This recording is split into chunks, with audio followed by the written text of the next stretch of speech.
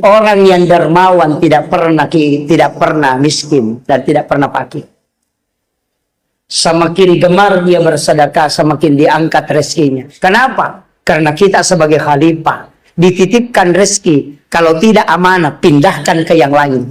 Makanya Allah itu seperti juga tim sukses. Kalau tim sukses dikasih uang dan tidak bagi, tidak dikasih itu. Begitu juga Allah kepada hambanya. Kadang dia titip ke orang ini, tapi dia tidak keluarkan zakatnya, maka dia akan bangkrut. Karena kenapa? Dia tidak jalankan amanah sebagai khalifah. Maka dia pindahkan lagi ke yang lain. Nanti yang lain ini amanah, maka akan ditambah terus. Setiap dia ditambah, dan ketika dia bagikan, maka Allah akan terus menambah. Karena itu pengganti Allah di muka bumi.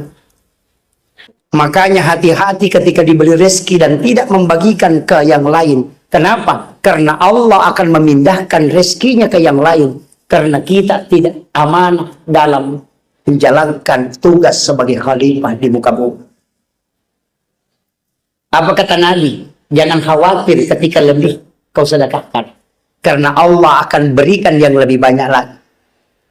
Makanya ini penting saya wasiatkan.